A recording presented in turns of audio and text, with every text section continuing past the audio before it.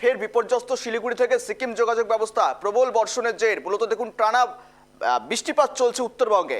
29 mile এলাকায় নতুন করে ধস নেমে বন্ধ হয়ে গিয়েছে 10 নম্বর জাতীয় সড়কে যান চলাচল।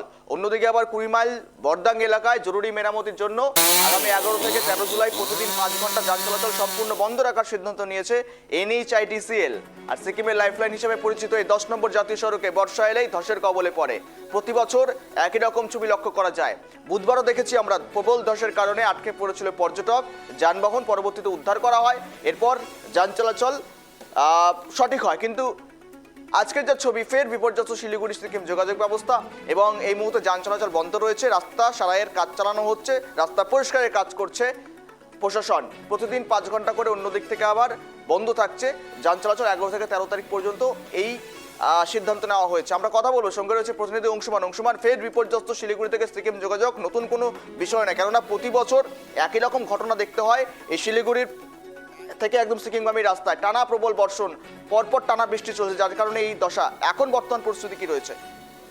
দেখো, এখনো পর্যন্ত কিন্তু শিলিগুড়ি থেকে সিকিম বা কালিম্পং যোগাযোগ সম্পূর্ণ বন্ধ হয়ে রয়েছে।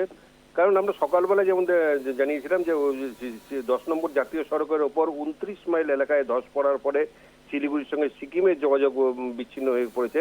কিন্তু সেবক কালীবাড়ি, অর্থাৎ শিলিগুড়ির খুব কাছেই সেবক কালীবাড়ির ওখানে, সেখানেও কিন্তু ধস পড়ে যায়। ধস পড়ে যাওয়ার পরে শিলিগুড়ি থেকে সেবক হয়ে মালবাজার যাওয়ার রাস্তা বা ডুয়ার্সে যাওয়ার রাস্তা সহ কালিম্পং এবং সিকিম যোগাযোগ ব্যবস্থা সম্পূর্ণ বিপর্যস্ত হয়ে পড়েছে।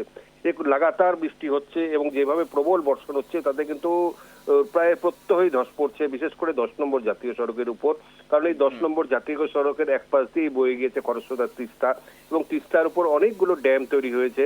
এবং বিশেষ করে সেবক এবং রংপুর অর্থাৎ সিকিমের যে রেলপথের কাজ শুরু হয়েছে, রেলপথের কাজ শুরু হওয়ার পরে কিন্তু এখানকার মাটি বা পাহাড় অনেকটাই আলগা হয়ে গেছে বলে মনে করছেন পরিবেশবিদরা, যার ফলে কিন্তু বারংবার এই ধসের ঘটনাগুলো ঘটছে।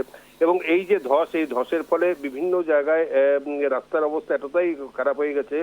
এবং যেটা হচ্ছে NHICADL, তারা কিন্তু আগামী 11 তারিখ থেকে 3 দিন রাস্তাটা বন্ধ রাখার সিদ্ধান্ত নিয়েছে। রোজ 5 ঘন্টা করে রাস্তাটা বন্ধ থাকবে এবং সেই সময় যাত্রীদেরকে বা অন্যান্য যানবাহন যেগুলো চলাচল করে তাদের কিন্তু অন্য পথে ঘুরিয়ে যেতে বলা হয়েছে।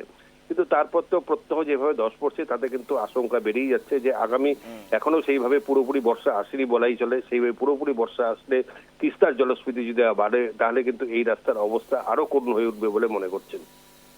গৌরব, নজর রাখো। ধন্যবাদ।